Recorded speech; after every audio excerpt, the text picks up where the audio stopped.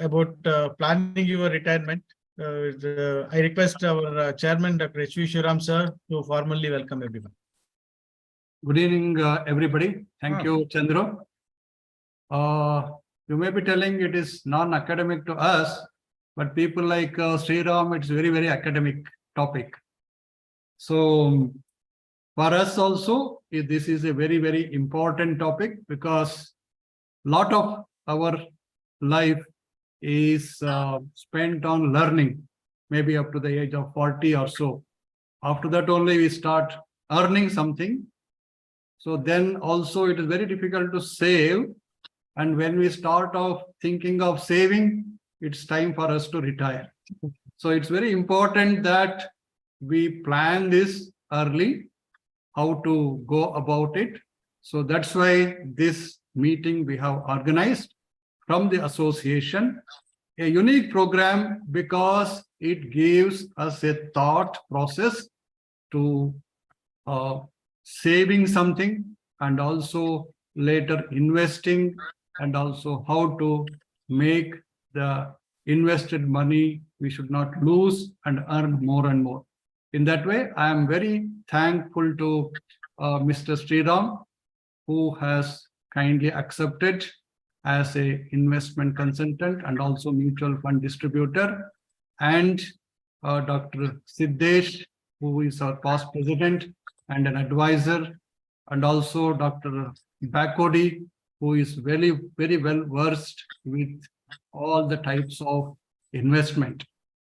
And to coordinate all the talks and very efficiently, we have a very eminent person, Dr. Ishwar Hosmani, who is the principal dean in Hubli Medical College and our national EC member, a good friend.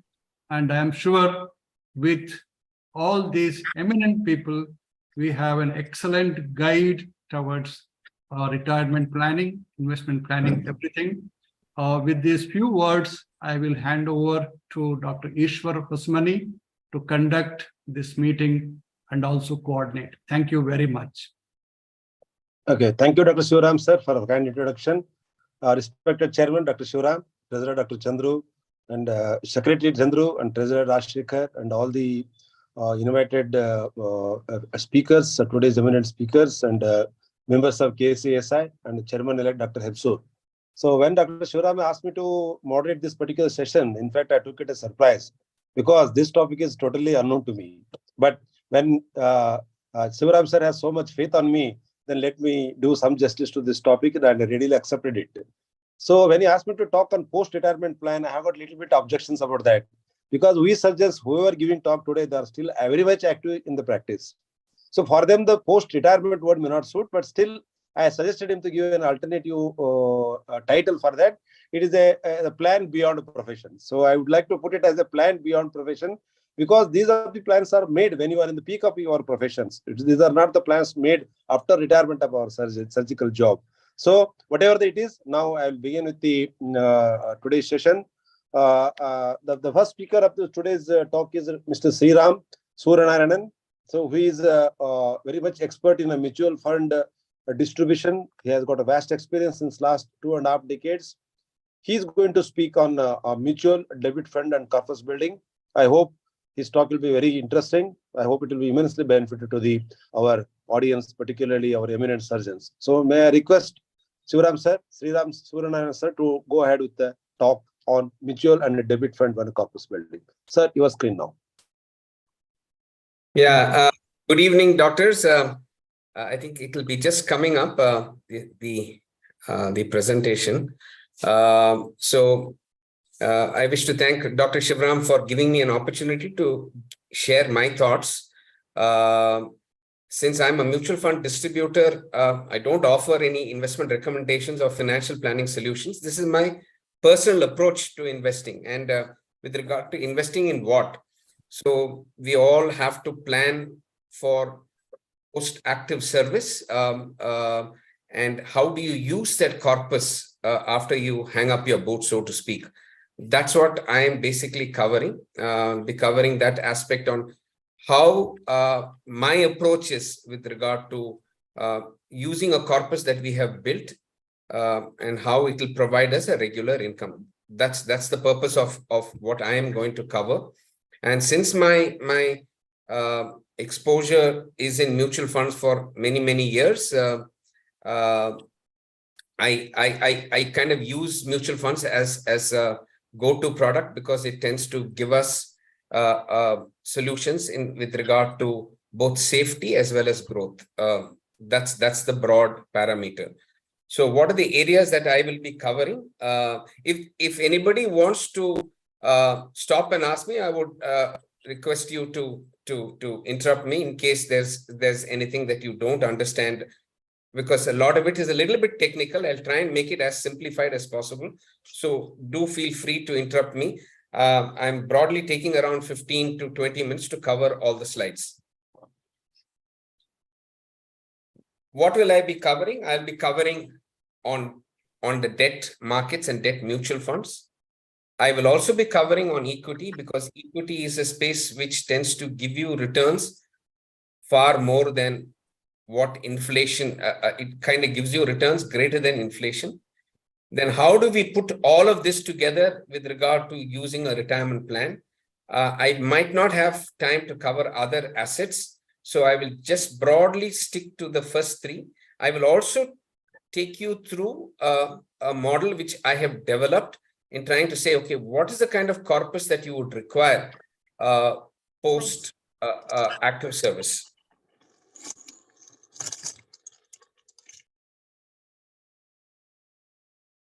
So what are debt funds? Debt funds broadly are interest-bearing security which invests in treasuries, government securities, and corporate bonds.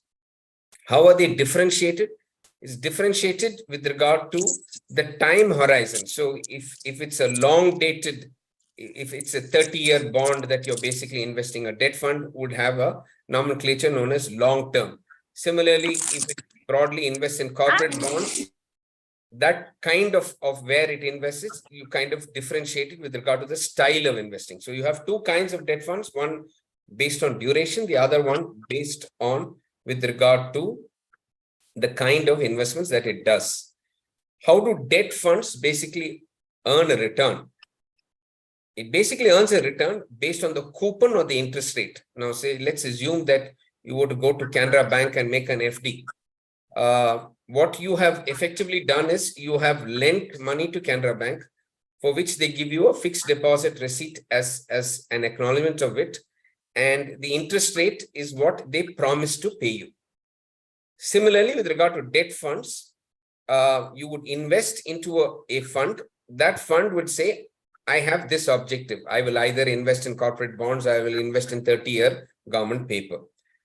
Now, the key difference between debt funds and fixed deposit, there are two major differences. One, debt funds are subject to interest rate fluctuations. These interest rate fluctuations affect returns of debt funds. In case of an FD, you've gone ahead and put a 7-year FD for 3 years, you know what your rate of return is going to be for 3 years. In case of a debt mutual fund, because of the interest rate volatility, it makes it a little bit more difficult to try and fathom what your returns are. Similarly, in case of an FD to Canara Bank or State Bank, the chances of default are practically zero. However, when you in a debt mutual funds, if they buy paper which is not AAA or high quality, there is a possibility that the end entity which has borrowed the money might not pay you back. That's what happened post ILFS default. Many entities defaulted, and many debt funds did face some amount of losses on their portfolio. But because it was diversified, it was not that major. That is the key difference. The key difference between a debt fund and a fixed interest security like an FD is that the returns are not linear, and the entity to whom the mutual fund has effectively borrowed, there might be a possibility that there could be a in case of a credit event, there might be a haircut. However, you might have heard in April 2020, there was a Franklin Templeton fiasco, after which 90% of the debt mutual fund has become high quality debt. They have effectively moved away from aspects of lower quality to high quality. So the chance of default have greatly diminished over the last 3 years. So this is broadly a history of interest rates. A 10-year GSEC is a measure of the rate at which the central government borrows money for 10 years. And that effectively would be the benchmark that you would use vis-a-vis other debt instruments. So if you will go back and see in February 2000, the interest rates at which the central government was borrowing was 12.5%. This is something like what your PPF returns were at that point in time. By November 2003, these returns came down to 4.9. And broadly for the next 20 years, it has been between 5 to 9%. Again, as I said, debt funds have one issue. If interest rate goes up, the returns of debt funds get impacted. I repeat, so there are two major points that you have to understand. One, because of interest rate fluctuations, returns of debt funds are not linear. Now, if you were to go back and look at September 2020, the rate had dropped down to 5.7 for the 10-year. It is now 7.2. For 2 years, debt fund returns were between 3 to 4%. So that's what happens. So in an interest rate cycle which fluctuates, your returns are not linear. So I have taken for this illustration something like a 6.5, which was hit in June 2013 to September 2020, 5.7. So you can see it went from 6.5, went up to 9.2, came down to 6.5, went up to 8.3, and came down to 5.7. So I have compared the returns of debt funds vis-a-vis a 3-year SBI FD for that same period. The returns you can see here are very similar. So over an entire interest rate cycle, returns of high quality debt funds will more or less mimic your 3-year FD returns of a high quality bank. So that is the major point that you have to understand. Though your returns are not linear, it will tend to give you an overall similar return over an entire interest rate cycle, which is broadly, you can say, is between 5 to 7 years. So this is the key thing. So two things that you have to understand is over an entire interest rate cycle, returns of debt mutual funds will more or less mimic returns from a 3-year high quality bank FD. Two, as interest rates goes up, the returns of debt funds are impacted. But over the entire cycle, it basically gives you equivalent returns. So again, the key difference is recently in February 2023, the finance minister changed the taxation of debt mutual funds. They said that indexation was removed. But even then, there are very, very huge advantages of debt funds vis-a-vis an FD. If you were to put a 3-year cumulative FD at say 7%, you're not receiving the interest for those 3 years, but you will still be paying the tax. For debt funds during the growth phase, there is no tax. This is something that you have to understand. Number two, systematic withdrawals are far more tax efficient compared to NFD. This I'm going to show you in the next slide. So, and there might be instruments which are giving very high interest rates. Now, what happens there is, again, I come back to, in you're doing that, you're taking a bet on that company, and if it defaults, you lose not only the interest, you would lose your principal too. Altico Finance, which had some of the brightest finance brains behind it, including Naina Kidwai, failed.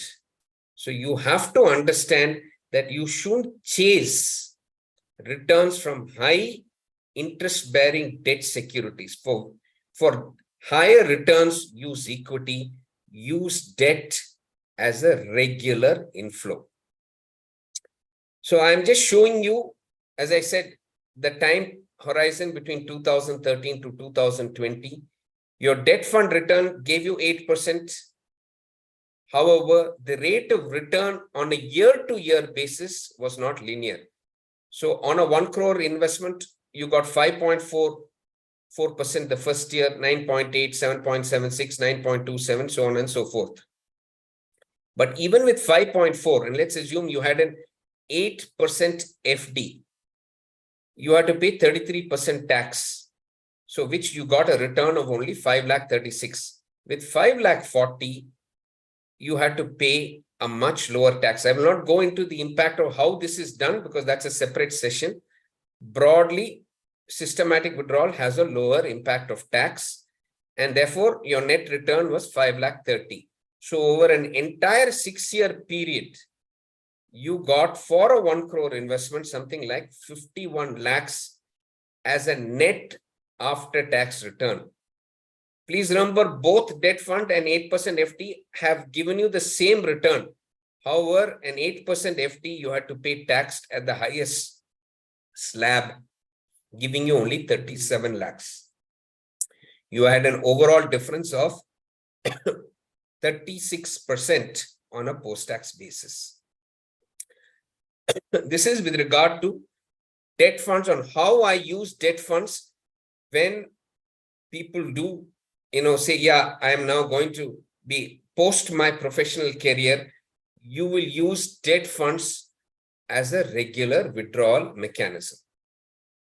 Very, very tax efficient, even with the new tax laws.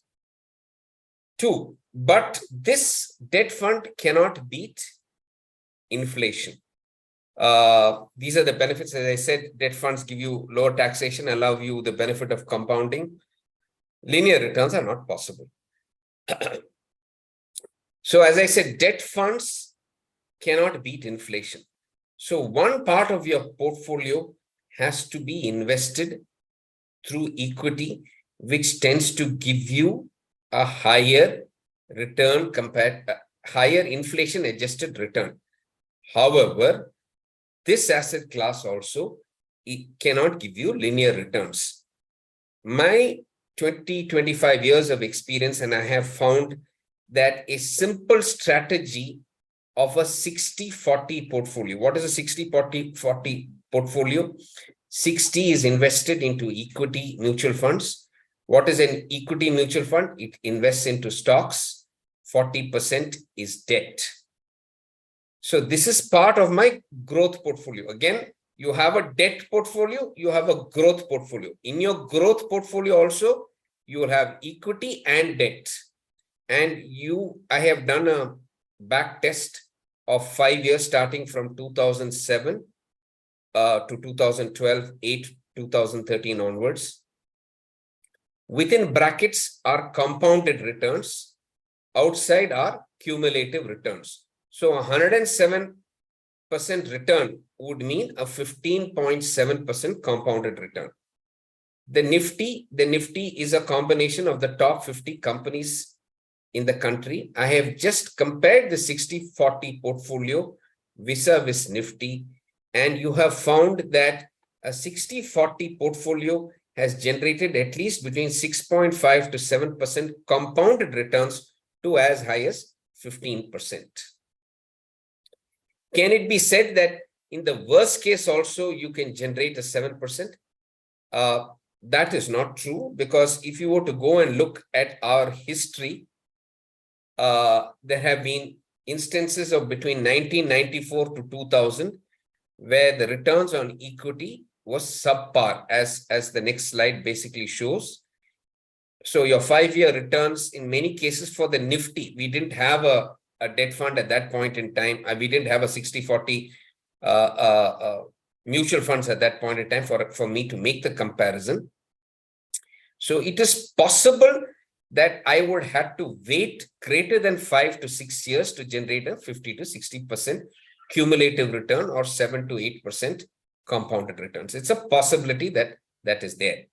So you have two components: debt, from which you use the withdrawals. You have your growth corpus, which is a 60-40, which will tend to beat inflation, and then add that kicker to your portfolio. So how does this all play out? Simple. If you were to have a lakh or 1,25,000 rupees present expenditure adjusted for inflation, we will try and estimate the corpus. Debt fund returns are assumed to be between 3 to 6%. Inflation is assumed to be between 5 to 6%. Withdrawals are only from the debt part of the portfolio. From the growth part of the portfolio, as I told you, is a 60-40. As soon as it appreciates by 50%, which is 5, 6, 7 years, you will take out the profit and push it back to the debt and allow the next cycle of 5 to 7 years to again repeat. Based on this, for an expenditure of 1 lakh, you would require a corpus of 3 to 4 crores, where at the end of 30 years, the corpus becomes 0. This is the key thing. I will also share with you the model. This is in essence on how I am approaching building up a corpus to meet my retirement. I'm now going to show you the model, and after which, if there's any specific questions, I shall take it up.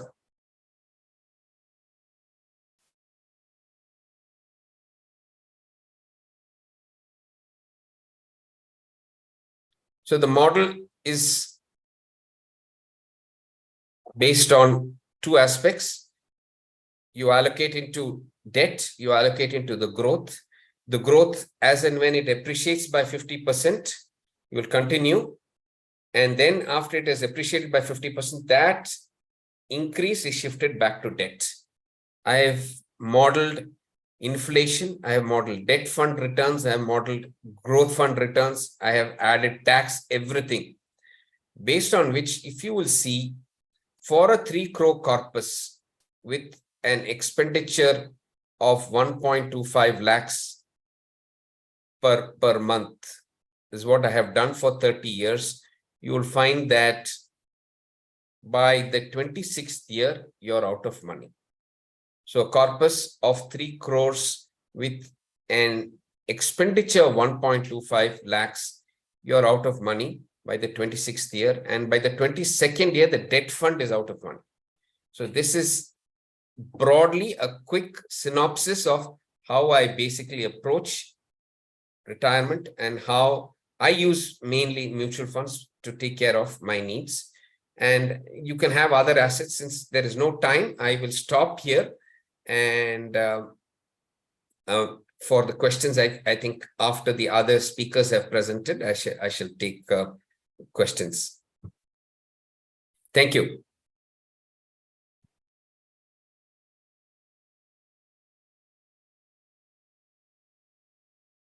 Ishwar?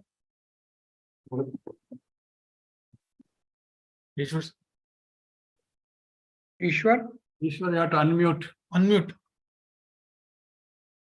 Dr. Ishwar, you have Yeah. to unmute. Yeah, thank you, Sriram sir, for your valuable talk on mutual fund. Then we have received a couple of questions at the chat box. We can discuss it at the end of this, but another 2 sessions. So now I request the next speaker, Dr. G. Siddesh, who is going to talk on farming, land, and other physical assets. We all know Dr. Siddesh is the past president of our ASI and one of the very active member of KCSI and as well. So he had other interests apart from the surgical profession since from almost from 1 decade. Now he is going to share his experience and giving advice to esteemed faculty of our KCSI regarding the farming, loan, land, and other physical assets. So may I request Dr. G. Siddesh to share his screen and start sharing his presentations. Dr. Siddesh, please. Good evening. Are you able to see my screen? Yes, sir, we can see. Thank you. Outset, thank the organizers of this session, Karnataka State Chapter, Chairman Shivram and his team. They have done a wonderful job all through the year, trying to cover all facets of requirement for surgeons. And today is no exception. I don't know what Shivram felt that I can contribute to the retirement plans.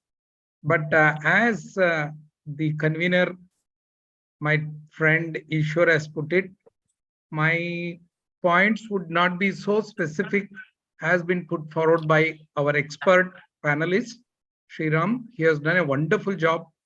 He has been brief and he has given a very clear-cut picture how you can plan with your financial management for retirement. So my point is, I am trying to give you a overall a sort of a overview for just 10 minutes with my personal experience. I always felt we need to do some investment. I had a background. You can all see I am a son of an engineer who was in service. Then my dad took up contract. So I had some exposure to land development and other things.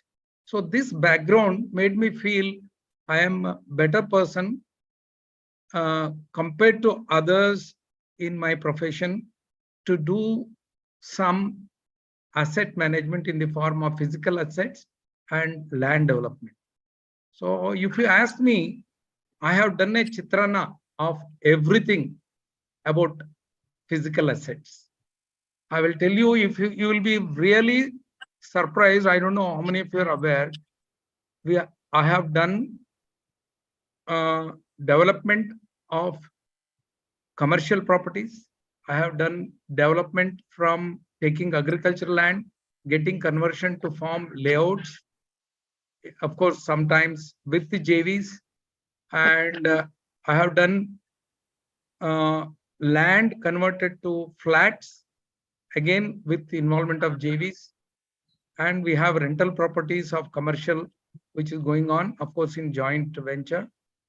And I also have certain physical assets I have done in the form of residential plots.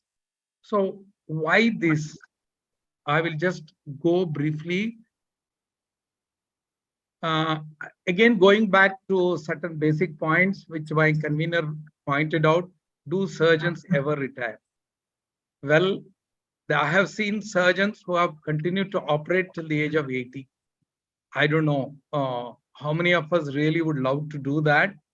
And we need to plan when, at what age we will retire. And what will we do after retirement? You are planning for retirement, whatever age you aim to retire, we need to plan what I am going to do after retirement. So when you stop operating, we need to relax, travel, continue teaching. Of course, we can do that. Write, because writing is one habit which can definitely have some plan for your retirement. Golf, of course, I love. I have become a member, but I have kept it as a reserve for my retirement. And of course, we need to chill out in the evenings. But then whenever you plan to do what you want to do, you need to have funds to support these activities after retirement. And that's what we are today planning for. When it comes to covering my topic, which is assessment, physical assets, the points which I'd like to cover include these in the next few minutes. Physical assets, there is a limited supply. It is a big ticket compared to what Mr. Shriram told us right now. where you can think of either any investment in debt fund or equity. You may start with very small amount, whereas when it is physical assets, you need a sizable amount. And you need to realize that these investments cannot be liquidated just like that, which you can do that. So you have to have the limitations of physical assets. You cannot have liquidation at your moment of requirement. So you need to also know the risk of acquisition and encroachments which can happen, and non-availability of finance in certain areas. Of course, even physical assets can have tax benefits. I'll tell about that. Investment in land has pros and cons. I will talk about that.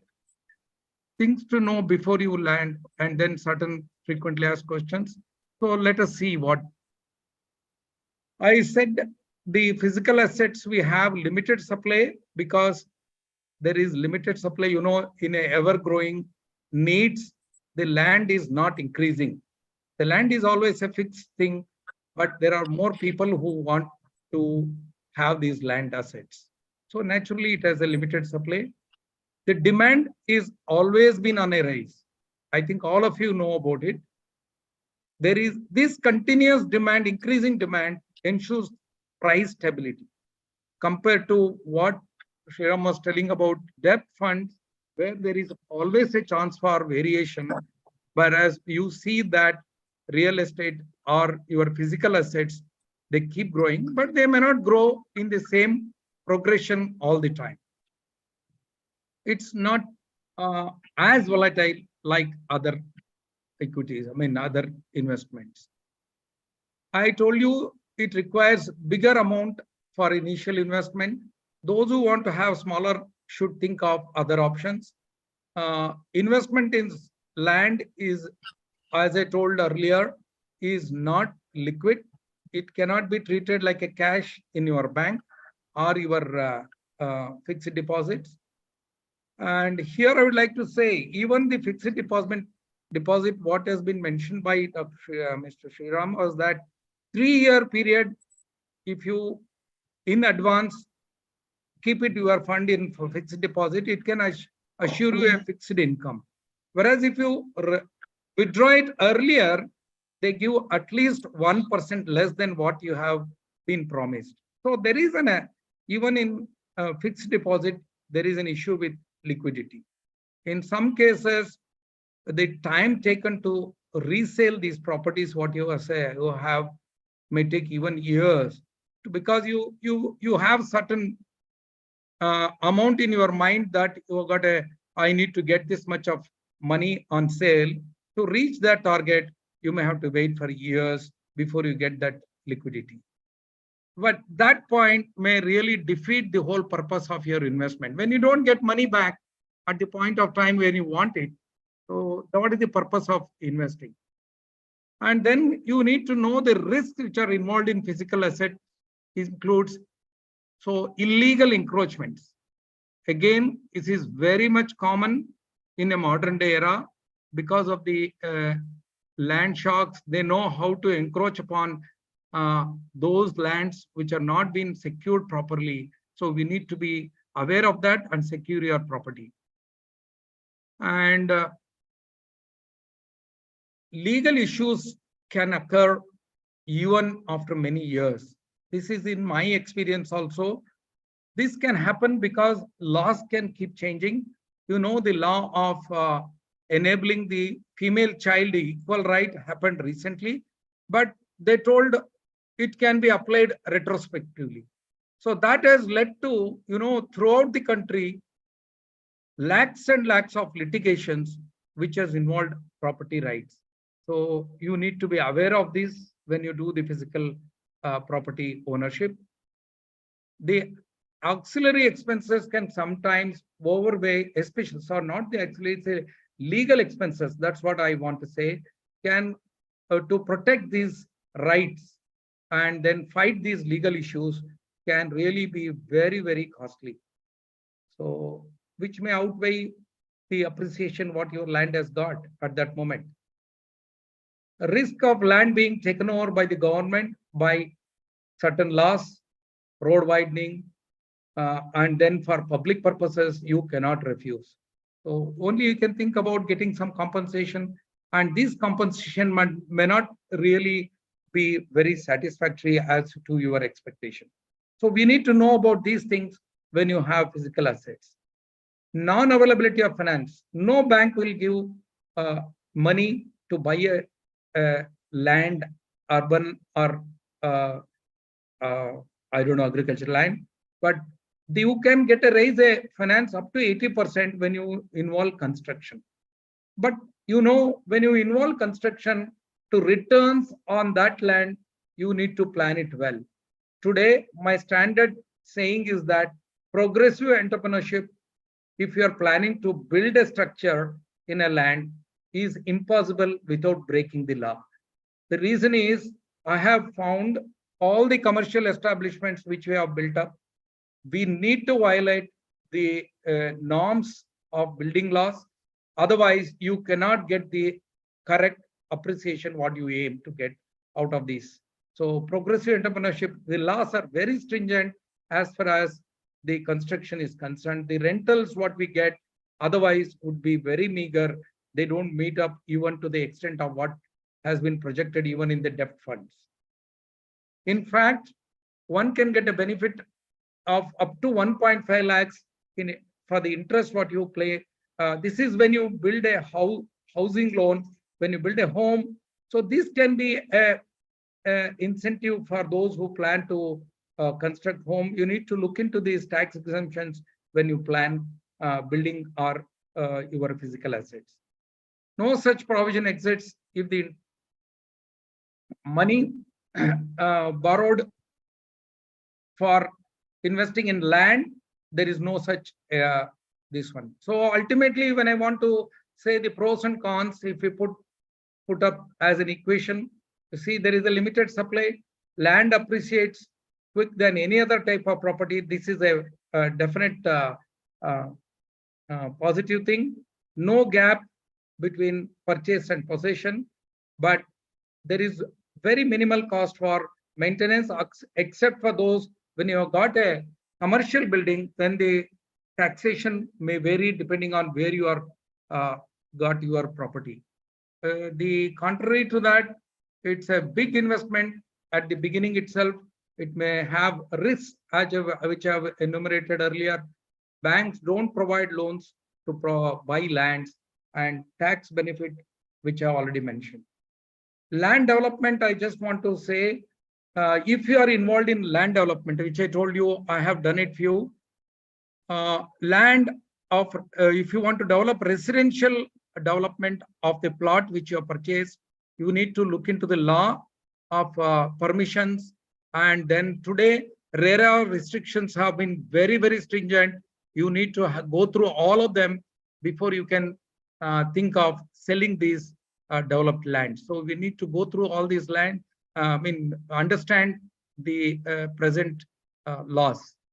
Land, another thing about commercial development, we need to know is, if you have not brought a land which is previously earmarked for commercial development, we need to be aware about the latest Supreme Court judgment which has come, which prevents usage of land for some other purpose than what it is originally allocated or what it is originally earmarked. So you need to check into the records before you buy, thinking that it is in a main road, it is on a highway, or rather a very big road in the city. So naturally, it will have a commercial. There may be a commercial building which is existing on that road. It doesn't necessarily mean that it has been legally built. So be aware about these things before you think about commercial development. Land usage restrictions curtail the manner in which the land can be used. This is what I was trying to tell. And then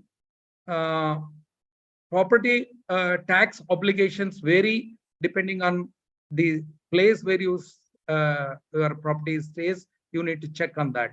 So because these property tax eat away into your so-called profits or income. One should know about capital gain norms, capital gain taxes.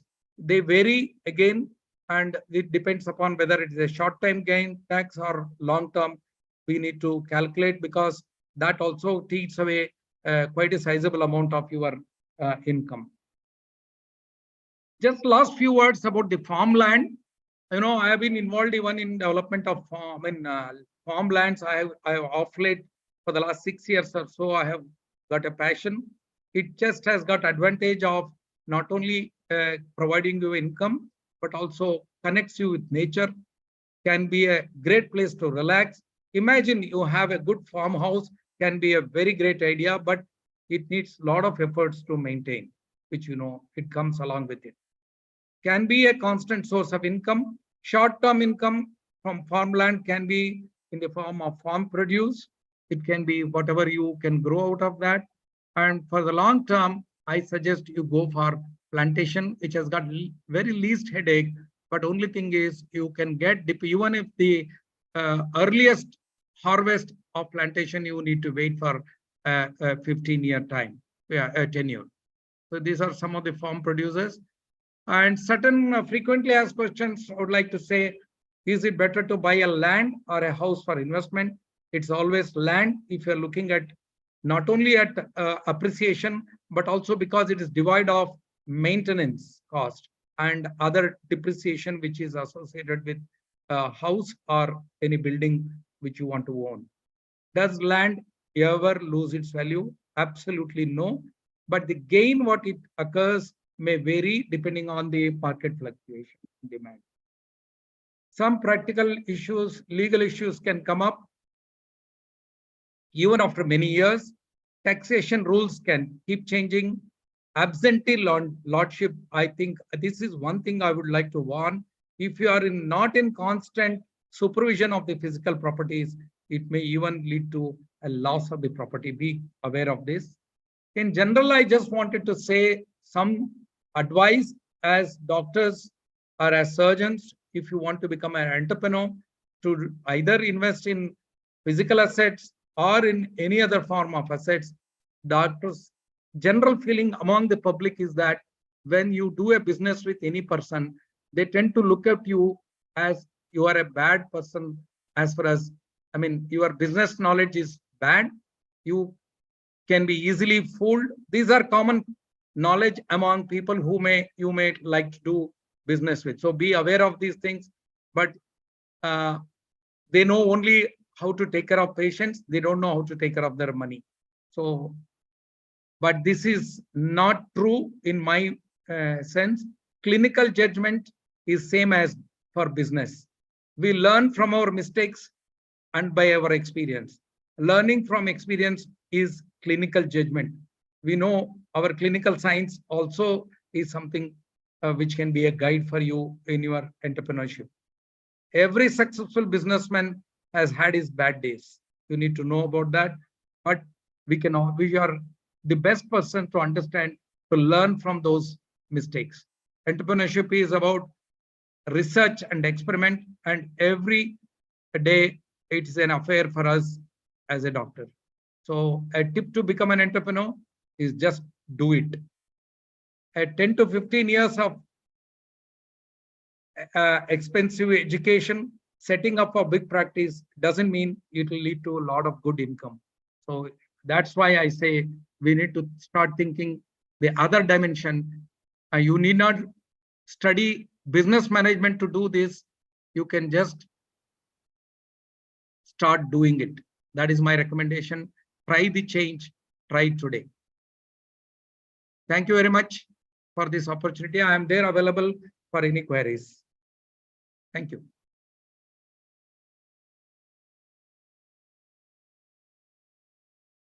Ishwar.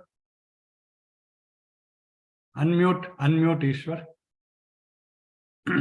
Dr. Ishwar, unmute. Yeah. Am I audible, sir? Yes, now. Yeah, thank you, Dr. Siddeshwar, for sharing your altogether different experience from your profession. So the farming and landing, buying, purchasing and selling and getting the incomes, it is definitely going to help our colleagues because of your input is so valid. So we'll have a discussion at the end of the session. So now we'll move on to the next speaker. I will call Dr. KG Bakodi. is a professor of surgery, one very active member of KCSI. So there's one common saying in Hubli: if the Dr. Bagodi has negotiated anything, it is to be common lesson for everyone. If he has argued and bought the equipment and negotiated around 10.5 lakhs, everybody will close their eyes and buy the equipment 10.5 lakhs. Probably the original price must have been on 15 lakhs. So he has negotiated to 12.5. This is a role model for all of us. When negotiated as he has negotiated is an ultimate for all of us. So that much background he has. So he has one of the best planner in our Hubli, Dharwad city. In fact, he is advisor. Couple of times he has given advice to many of our colleagues. So with this free introduction, I request Dr. KG Bakode to deliver his talk. It is very interesting. The caption of the talk itself is very interesting. The title is "Don't Put All Eggs in One Basket." So may I request Dr. KG Bakode to deliver his talk. Good evening, everybody. Shall I share the screen? Sure, sure.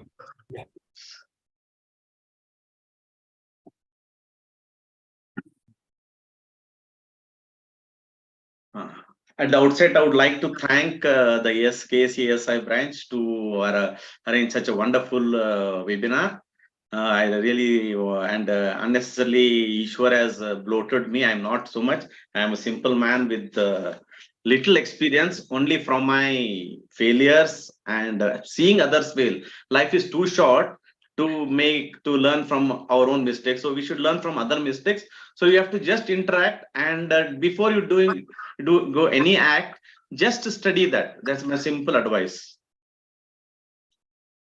So, and my topics is that do not put all eggs in one basket. It's a general financial this thing that you should not put all in one basket, because always you have to diversify. So my suggested talk would be financial well-being, becoming rich by working less. So in brief, I'll take you to all the options of investment. So just one saying, every rupee saved is earned. What happened? We never think of saving. We enjoy the life, but we have to save so that every rupee saved is earned. And Warren Buffett's famous quote is there: do not save what is left after spending, but spend what is left after saving. So saving should be your top priority, because at the end of when you're relaxed, you should have enough savings. So what are the options for investment? Already this has been dealt by the investment consultant. He is excellently told about debt funds, everything. So fixed deposits is the best with the least risk. And but the problem is the interest rate is very low. And one thing you should always know, that the interest which you gain from the FD is always taxable. But only thing, it is a liquid anytime, it's for emergency. So next best option is the fixed deposit rate of interest varies anywhere from 3 to maximum 7 or 8%, nothing more than that.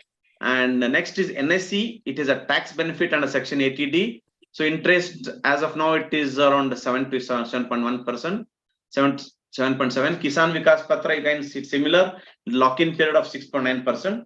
And bonds and debt funds, he has elaborated. I need not again repeat the same. So one more very important investment would be a provident fund, which gives the compounded, which is a good rate of interest, about 8.5%, better than FD. You can partially withdraw, and long term it is very safe. And if there is that is EPF has a higher interest than the public provident fund. EPF is the provident fund, which when as of now it doesn't apply to us, but for lower income where the EPF is there. For us, we have to invest in the public provident fund, which rate of interest comes from 7.1%. It is better than FD. You can partially withdraw, and long term it is safe. Now coming to if you are a risk taker, the best option would be stocks. In stocks, there are two options, that is future and options, margin trading, commodities trading. Just I'll give you a brief outlook of these things. Stocks, good return if correctly done. Variable return, sometimes up to 15-20%, depends on the period, and as I always tell, it is luck. Anybody, if he tells he has made a lot of money in the stocks, it's pure luck, and right time you invest and right time you exit. So it is very risky, but you have to have a good knowledge. You have to study the market, and time is very important. And regular monitoring is very important. Sometimes you can have huge losses. So you have to have a good return, best return, but if it is smartly done. So stocks have the highest return provided you have good knowledge and good monitoring, regular monitoring. If you monitor for 1 or 2 years and you just lose the monitoring, you may lose money. So you have to always, it is very simple. Whenever the market falls, you buy the shares. Whenever the market goes up, you sell the shares. Exactly, most of the people do opposite. Whenever market is falling, they sell the stocks, which you should never do. You should have little patience. So whenever his market is high, people try to invest them. That is a wrong time of investment. For example, if you want to, the best time of investment would have been the COVID crash and Harshad Mehta's crash. If you have invested that time, the markets were so down. If I want, if you definitely, I'll give so a couple of examples. The market was, Sensex was very low at that COVID crash time. So whenever, if you would have invested that time, but everybody were skeptical that what will happen future. So that was the, whenever the market falls, that's the best time to invest. But only thing, we have to have patience. You have to wait. Always, anything goes down, definitely will come up. And whenever it comes out, you have to withdraw. So that's why timing is very important. Good knowledge is very important when you invest in stocks. Then again, there is margin trading. Though these, they'll come to know when the people are trading with the stocks. It's part of stock trading, where here you have you can start my stocks investment right from 50,000 to maybe in crores. So if suppose if you have less budget and if you want to take more risk, so your shares which you have purchased are pledged, and the company will give certain security where that you can invest only part of the day, and once after a week or sometimes you can either buy the stock or you can sell the stock. Again, you have to have the absolute knowledge of stock market before doing margin trading, and it is very risky. It is more riskier than investing in stocks. Again, stocks, as I told, short-term investment, long-term investment. Always stocks, you should have long-term investment. So, and only problem is you cannot withdraw whenever, because if you want money, that time the market is crashed, you may lose money. So that's why you should be, timing is very, very important in life and stock trading. And again, good knowledge must, time is very important, regular monitoring. Sometimes you have huge losses. So it's a sort of gambling. Again, futures and options. Again, it is part of stocks trading where the stocks are predicted. The value of the stock is predicted in the future. What would be the price? And they bet on. Again, it's risky. It is sort of gambling. Only persons who have good knowledge should invest in future and options in stock. So again, here I got timing very important. Regular monitoring is important. And sometimes you may have huge losses. Then one more trading is commodity trading. Commodity trading is nothing but stock trading, but deals with commodities. So which are the common commodities? Gold, silver, and it is nickel, metals commodities are there, and even agriculture commodities are there. So you can, but again, the problem is it is very much volatile. So volatile means you can lose a lot of money or you can gain a lot of money, but only experts can tell. And you can make money. Only experts. You have to be very experienced, because you have to be very diligent and very to the point, and see, strictly closely monitor the commodity trading. Otherwise, you may lose a lot. So again, time is important. Regular monitoring, sometimes huge losses. Again, it is a sort of gambling. So you have to be very, very cautious while trading with the commodity. So my personal experience is always, you buy stocks that is blue chip or class A stocks, that is large cap stocks, and you will always wait for a few time, minimum in 1-2 years or minimum 5 to 10 years. So take a stock and don't look at the market long term. You take blue chip stocks are there, or BSE Sensex, BSE 30 and NSE 50 stock. You invest in that. You just do the timing to invest when the stock is low. and you just wait and definitely give good returns. Long term, it is the best returns. Now everybody thinks gold is the best option.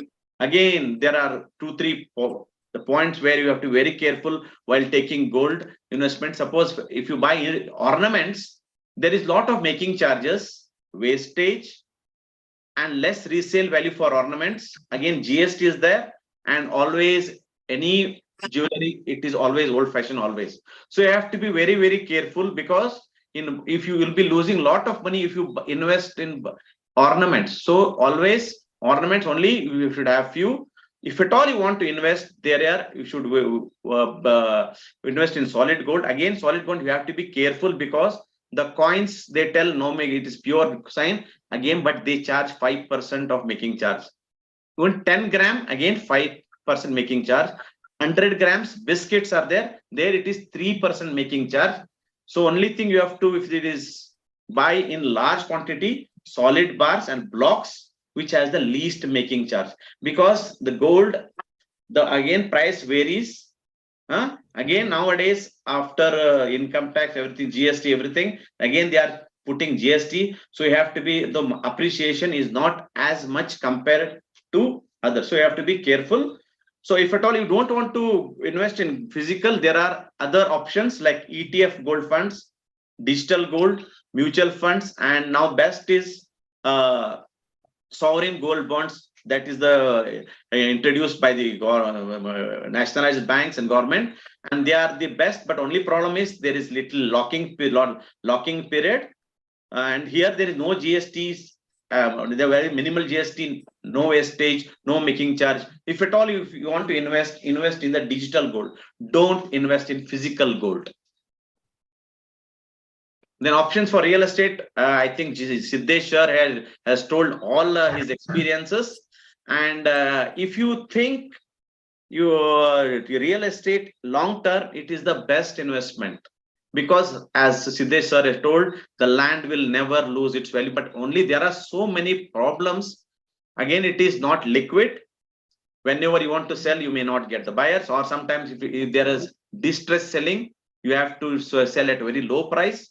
So that's why only what I would personal recommendation is only your extra corpus, extra money you invest in land, but definitely it has the highest returns. Again, legal problems are there during acquisition, during selling. So again, it can be divided agricultural land, commercial land. Again, you go for commercial land, building office premises, residential land, independent houses, flats. And again, you should always think what are the returns if at all you buy flats or office, because commercial earning will attract GST. So GST is more, you have to be very, very careful. And even residential, if it is more than 20 lakhs, 30 lakhs, again, GST is there. So your part of the portfolio should be in the real estate. Difference between commercial and residential is commercial, you have to invest a lot and returns also a little higher compared to residential. But again, the problem is if it has to be the right place, because we have seen so many commercial complexes, only ground floor, first floor, they go for rent, whereas second floor and third floor, they're always vacant. So it is again, luck is there. If you have built a commercial premises and you have not given it for rent, again you have to pay a huge municipal tax, and so many things are there. So you have to be very careful. So always, depending on the demand, you try to invest in the commercial complexes. Residential is always good, but if you think if you can buy a house and give it on rent, the EMI you cannot fill. So only your extra portfolios you can invest in residential property. But if you have, but it is a constant one. But if you have good amount of money, invest in rental income. That is the best income, because once you build a house and give it on rent, if you correctly manage, almost 50 to 60, almost sometimes 80 years, you can, or 1 or 2 generations can get rental income. But you can never tell that if I will take a loan and repay the amount, because it never works out. The thumb rule is whatever you are earning from rental income, the EMI will be 50% only. So suppose if you are earning 10,000, the EMI will be 20 to 30,000. So that bridge you have to invest and clear the housing loan, so that ultimately at the end of 10 to 15 years, it will give a very good return. So still my personal recommendation is rental income is the best. Commercial income, again, luck plays a lot. And nowadays, even shortly we are in India, they are introducing the REIT, there's the real estate investment trusts. So whatever I am telling, all these are managed, especially commercial properties are managed by the trust. They are like mutual funds. Mutual funds, they will be managing the real estate in that form. So shortly they'll be REIT investment, and they really in in the West, REIT investment is, they are doing good job. Shortly they'll be coming to India, so you can have open REIT real estate REIT account. Now next, most important, doctors have very low knowledge of income tax. Kindly go through the income tax, because whatever the tax is saved is definitely earned. You know, my first I told, whatever money you 1 rupee is saved is like earned. So yeah, so you can have individual PAN card. Your spouse, if it's working, fine. If even if you're not working, take a PAN card. And a few words I want to talk about HUF. So HUF is a Hindu undivided family. You can have a separate PAN card, separate account, in which you are the head of the family, this Karta. But only a thing H in the HUF is the property should come from the father, or and it should be ancestral property, and the income derived from the ancestral property can be put in HUF. So there are, suppose if you are a joint family, definitely this works out. So father can have a HUF PAN card, and you individual can has a HUF PAN card. So what my suggestion, and even if you have children, you make them a PAN card, even if there is no income. Again, you can see, my simple rule is, see, first 3 to 5 lakhs, there is no income tax. Suppose if you so I'll just give my example. I had once upon a time 5 PAN cards: my individual PAN card, my spouse PAN card, my father's PAN card. So I made a partnership firm where I built 20 flats. In 20 flats, I made a partnership firm, though you can have one more PAN card and children PAN card. So at a time, if you have 5 PAN cards, just imagine if I earn 15 lakhs at my current bracket, I have to pay 5 lakh tax. If I have 5 PAN cards, I need not pay any tax, because each PAN card 3 to 5 lakhs is there, so that you can save tax. So if 5 lakh in a year, just imagine how much you are saving. And if that 5 lakh, if you invest, definitely you can grow. So that's why kindly do a HUF. It is definitely beneficial. Even if you don't have any property, you make a HUF PAN card, and you as the and it will definitely help at least your children. If there's ancestral property, it's very good. So a minimum for 3 to 5 lakhs every year you can. Ultimately, our aim in income tax, you have to build up your capital. Your capital ultimately at the end of the how much capital you have, and that much rich you are. Next, again, there is a private partnership firm, private company, public limited company, and public company. So these are all the. So as for individual, we can have individual, spouse, children, HUF. And if you have a small business, you get, or like Siddesh sir told you about building a small flat, you build 4 houses, where you can make a partnership firm. What I did was, I was 30% partner, and my wife was 20% partner. I built 20 flats. I invested 1.5 crores in the land, 3.3 crores in the building. So total my investment was 4.5 crores. I built 20 units of flat. I sold 9 units of flat. By selling 9 units of flat, I got all my money. In the 11 units, I did 2 bedroom, 2 houses, that is 4 bedroom house. And currently I'm staying in that flat, which is around 2,200 square feet. So I have rented out 9 flats. So if you plan well, the 9 flats are almost free of cost. And because that loan I cleared in 5 years. So now I don't have any loan. Now this is 7th year. 7 years back I had planned. So at the end of 7 years, I don't have any loan, and my 2,200 square feet 4-bedroom house, it is easy to maintain. And one more very, very important thing is, if you are staying in an individual house, you have to give maintenance a lot. So minimum expenditure 10 to 20,000. I was staying for the past 30 years in my ancestral house, where the maintenance was 10 to 20,000. But here in an apartment, the association is 20 people will share. 20 people will share. So I'm paying just 2,000. So I'm saving at least 18 to 20,000 per month. So just imagine in 7 years how much I've saved only in the maintenance of the house. So that's why it is just planning. So this is about HUF and income tax. So whenever income tax, just before filing, always go through the balance sheet. You may not understand definitely, but if you read second time, third time, definitely you will see the balance sheet. And assets and liabilities column, you should just look, because just even the chartered accountant sometimes will have less knowledge, and they may there are two aspects in income tax. Actually, there are 5 headings: income from the salary, income from the profession, income from other sources, rental income, capital gains. So these are the 5 usual headings when you file for income tax. So always go through your balance sheet, asset liabilities, and most important nowadays, you can get Form 26A. Form 26A is from your PAN card, whoever have done TDS. So definitely you will come to know. So whenever any hospital you visit, they have paid you by check, they would have done TDS. So at the end of filing, it is very, very important.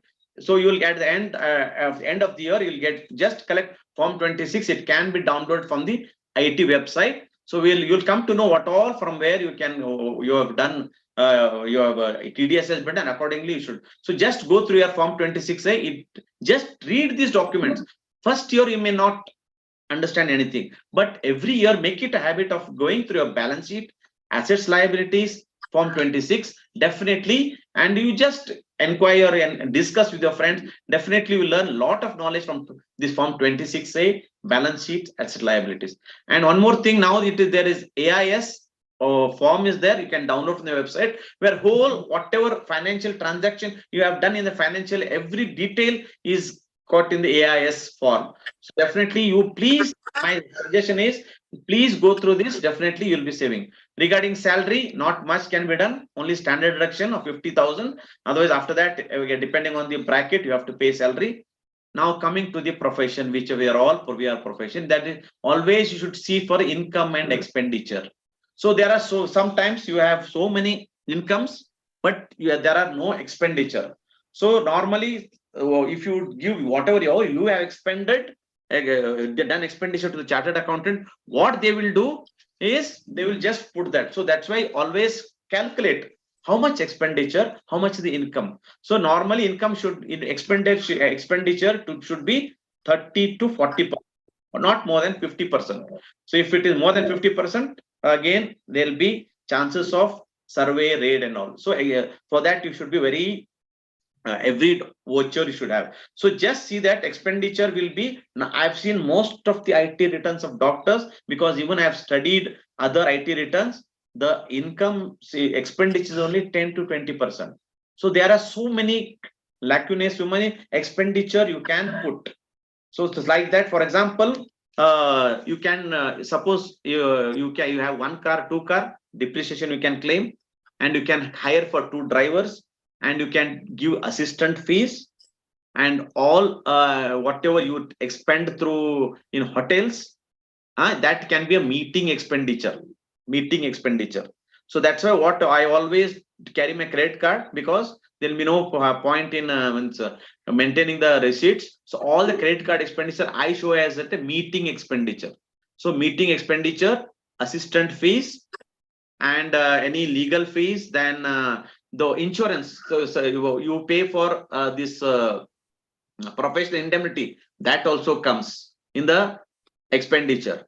And meeting expenditure, and you attend conferences, registration fees is covered, travel fees is covered, and meeting. So everything you can show as an expenditure. So just go through this, and definitely if you want to have 1 hour, I can talk how can save an expenditure, but because of constraint of time, I will go ahead. and income from other sources. Again, if you have any other sources, rental income. Yeah, why rental income is more? Because rental income, suppose if you earn 10 lakhs, 33% is a standard deduction. So 33 for the, if you earn 10 lakhs for 3,30,000, you need not pay any tax. So what is left now? 6,66,000. So this I am giving example of my wife. So which have the 9 flats I have done in my wife's name.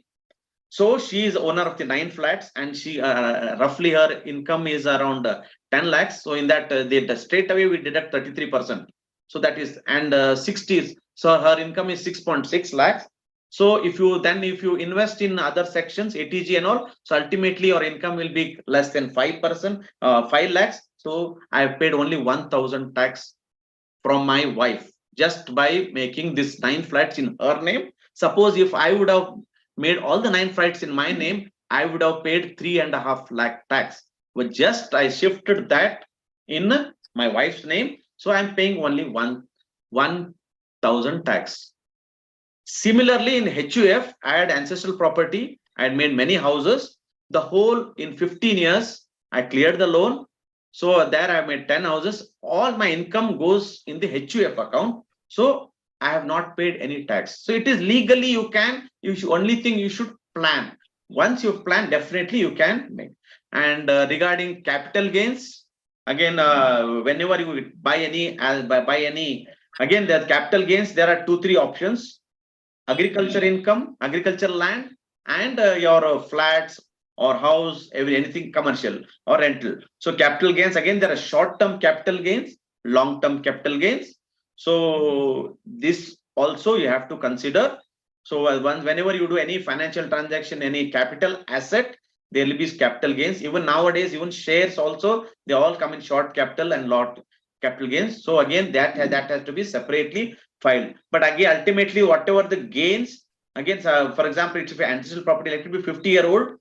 So you have what you should do is what the chartered accountant tell is what is the value bought and current value and deduct and capital gains. Not do. So there is something called indexation of the property. Suppose if it is 50 years back, every year there will be indexation. So you calculate the current indexed value of the property and what you have sold the property. So only the difference, and that will be always long-term capital gains. So only for the difference you have to pay the capital gains. And agriculture income, usually there is no capital gain if you buy a agricultural land within first financial year or maximum second financial year. So how I came to know this, because we had taken a land, but I again we got money, we sell the land, and I invested. We couldn't invest in that financial year. I did a great mistake by keeping not the excess fund we have utilized, and we bought next year the land. But ultimately, when we went to the income tax department, what they told was, suppose if you cannot buy a land during that financial year, you have to keep a separate account and you should not use it, and that amount should be spent. So regarding agriculture income, you should be very careful. Agricultural land, once you buy within 1 year, you should buy another land so that to avoid capital gains. So you can avoid capital gains only in agricultural land, not in house, not in commercial property. So if you buy sell agricultural land, get that money, invest in agricultural land, within 1 to 2 years, definitely there will be no capital gains. So Dr. Bakodi? Yes, sir. Time up. Time up. 2 minutes. Just income tax, there are so many sections. It is 1.5 lakhs you can save. So in various sections are there. You can go through just section 80 C, just take this. You can save so much. And NPS, again, one of the better option. Then one regarding insurance, health insurance, always take term insurance. Never take any money back or ULIP. Don't, only term. And professional indemnity you should take. And vehicle insurance, personal insurance. So these are things. Then credit card, you have to be careful. There's no time. Loans, and regarding loans, you have to be, while negotiating for the housing loan, you should be a little careful. Rate of interest, pre-closure clauses, bullet payment, part payment, top-up loan. Now, one more thing I want to highlight, the latest facility. Now, if you have an existing housing loan, so housing loan is the cheapest interest as of now. You can take OD facility offered by SBI and Axis Bank, so that you can use that top up or you can top up the loan, and that extra fund you can park in that OD facility housing loan. So next is loan against property. This is last, then personal loan. And one minute I'll take. When you are buy a new car, insurance, you should be careful. You should be careful, and nobody tells this. You can carry forward the no claim bonus. Suppose if you have a 5-year-old car and you have not claimed, if you buy a new car, so that no claim bonus you can transfer to the new car and make by that car, the old car value has come down a lot. You make a separate insurance and take this 50%. So suppose if you bought a car at 50 lakhs, the insurance is around 2 lakhs. So directly you can save insurance almost 50,000 to 1 lakh only in insurance.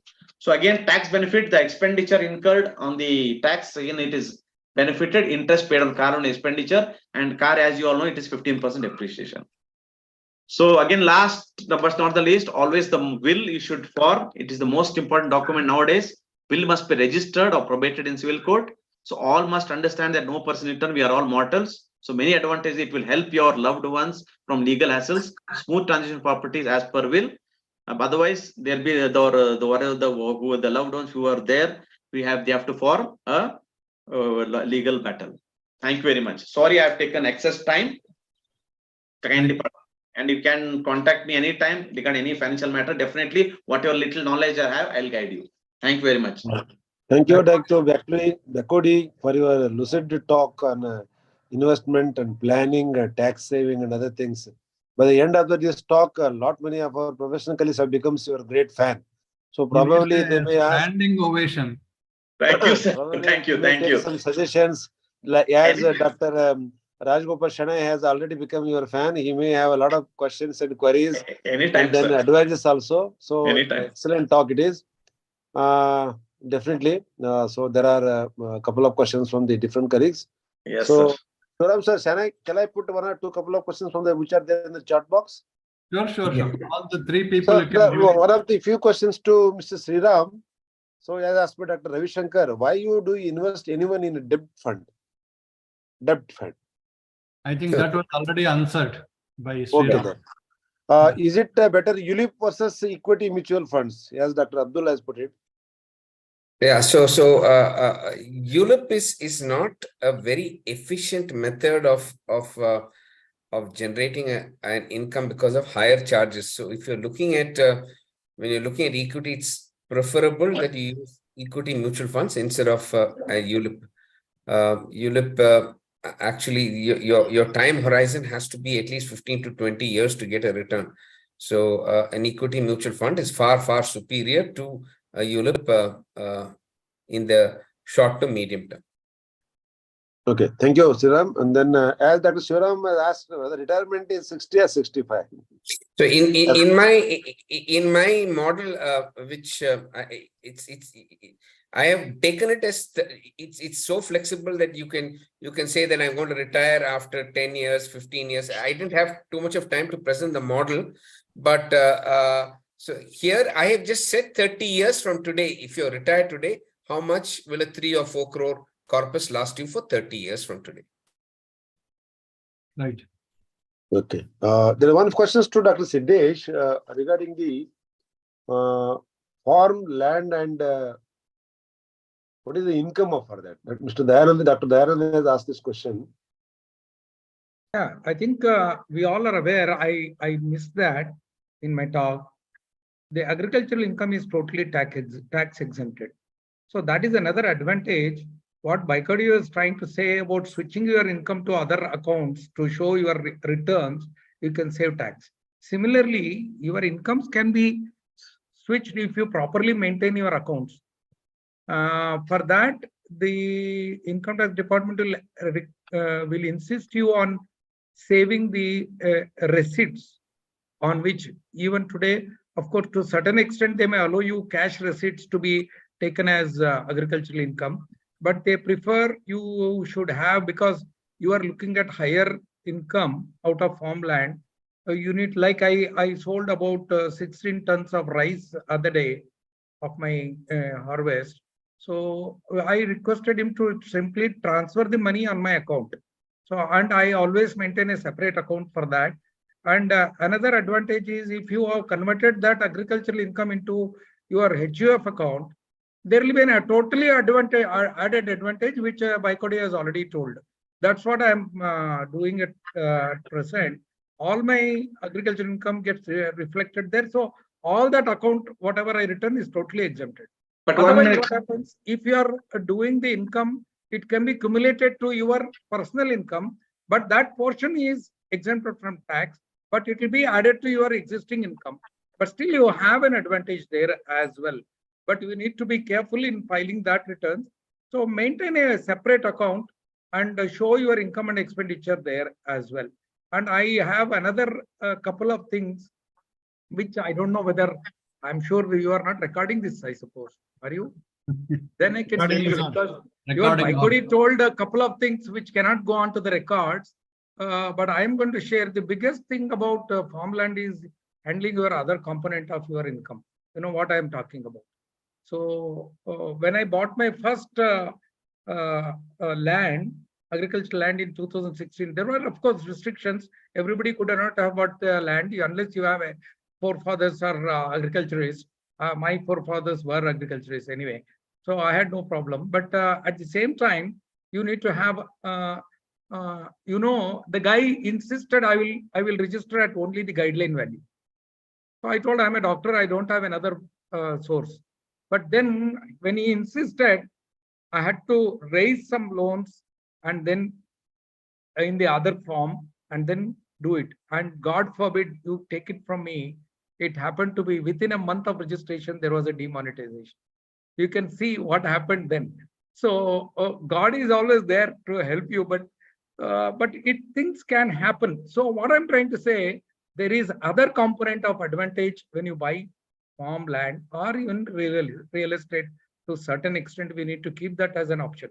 My other thing is about, I think I've answered the question which was raised, but I would like to add one point here. For youngsters who have started practicing now their life, they should start saving from the day one. Bicody mentioned about it. You spend after your saving is fixed saving. Let it be a fixed amount, but that should be kept as a saving. And you keep it, if it is a small amount, let it be accumulated. You put it in some sort of a pygmy. At the end of 1 year, you invest it. Every year, you can do that. So even if it is a very small amount, do that from the day one of your profession. That is one. Number two, never forget to open a PPF, Public Provident Fund, PPF account. On the first day of your salary, you should open a PPF.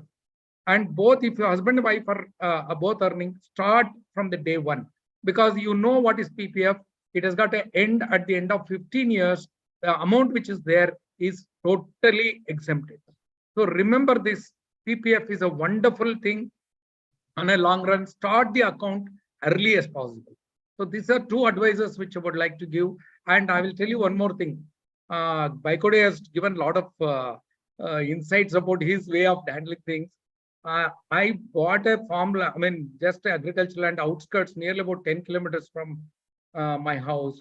I mean, outskirts of Mysore, beyond Ring Road. And I could get it converted. I have now residential plots. I am planning to sell one site every year. You can just imagine. So this can be the way you can think about, and that of course will have a long-term capital gains, but even that long-term capital gain tax is much lesser compared to your income tax, what you are paying. So remember all this. And you are also entitled to write off expenses every year, and your sale value again will be calculated on the index, which Bicody has already explained. So I didn't want to go into the details, but I am little skeptical about commercial rentals. They are today, if you look back, you buy a land at this present value and build commercial rental is a bad choice. I am not for it. Thank you. So one thing regarding agriculture income, sir. Agriculture income, if you are paying income tax, only 50,000 is exempted. Any income after expenditure, the net income, if it is more than 50%, you have to pay 10% income tax. If you are not an income taxpayer, which unfortunately we are all income taxpayers, It so get added to your income. it will get added to your income, and you have to pay 10% of from the net income. Agriculture, everybody has a misconception that agriculture income is in Not free of tax. No, That's why I have put it separate in the. separately you have to put in HUF, where if you're not paying tax. Okay, thank you, Dr. Bakode. I will request our colleagues to take your advice from you off the record and how to save the tax to the government. Okay. Then there is one more question, sir, from Dr. Ramakrishna has asked. In the HUF, is it tax free for all? No, sir. The HUF again, it is slabs are there. It is like individual same only. like your personal tax. Same like so 3 to 5 lakhs initially is tax free. After 5 lakhs again it is taxable. It is like another person earning. It is one more virtual entity, another file. So in that, if you have excess amount which you can divert through HUF, almost you'll be saving. So for example, if you 5 lakhs, you will be 1.5 lakh US will be saving tax. Okay. Right. Thank you. Is there any further discussion, Dr. Shivaram?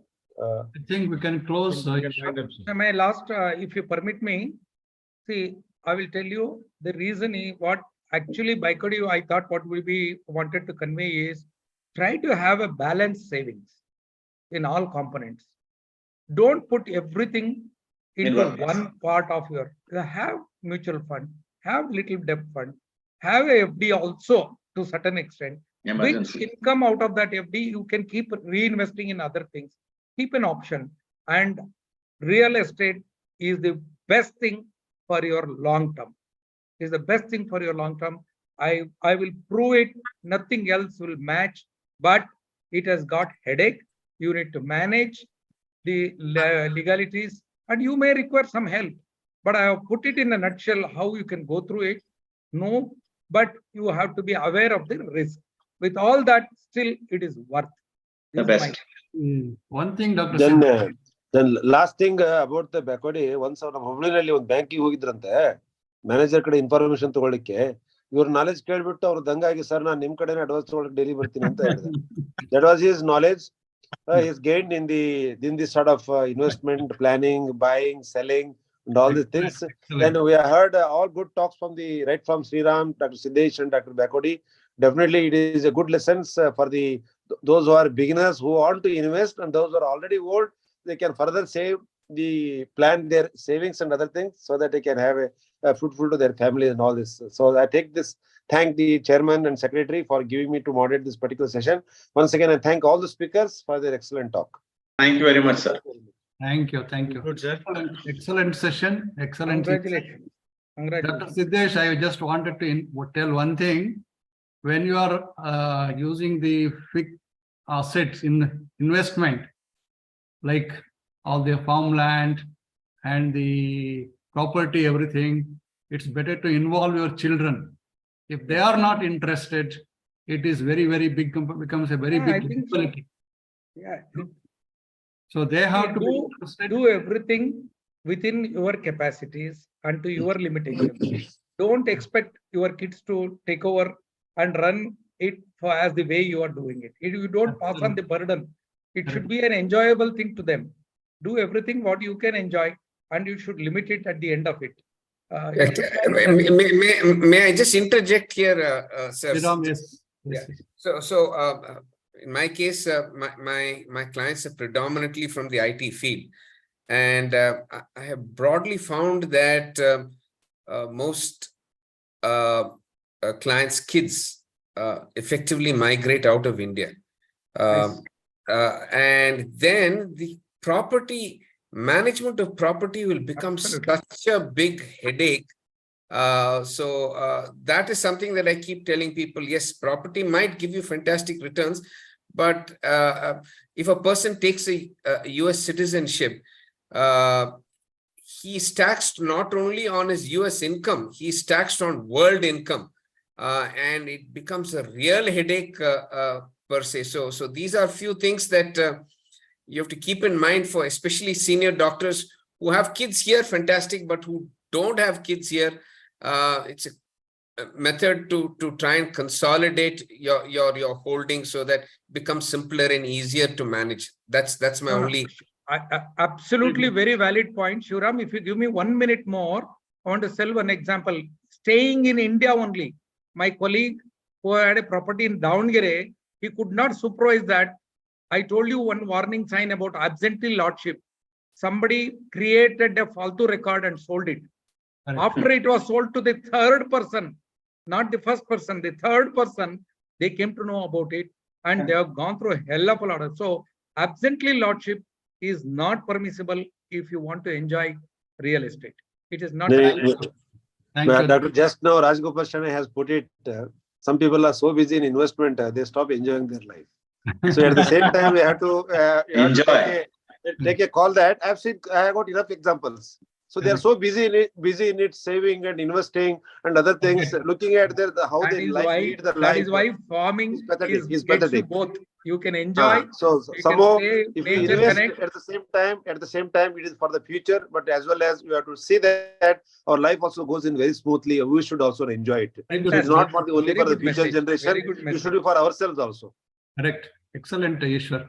Thank Very you very good much, message. everybody. I Thank you, request sir. Dr. Chandrasekhar to conclude. Yes, sir. We had a wonderful session and lot of learning for us.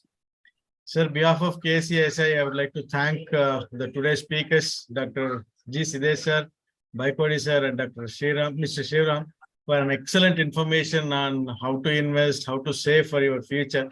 And also, I'd like to thank Dr. Ishwar Osmani sir for moderating this session so nicely. I thank you everyone who have attended. Hope you have a lot of tips for investment and hope you started from today itself. Thank you, everyone. Thank you very much. Good night. Thank you, Shivram. Thank you, Good Chandru. night. Thank you, sir. Good night, sir. Thank you. Good night. Excellent Night. session. Enjoyed. Good night. You Good can night. be, We have ask a lot of to couple of questions to Baikodi later also by phone. Yeah, he will be our consultant hereafter, sir. Yeah, thank you. Thank Consultant to the you. KCSI. We'll pay your fees. See, Kalaivani has such Baikodi sir will have a lot of calls from tomorrow. Yeah, sure, sir. good speakers we have selected.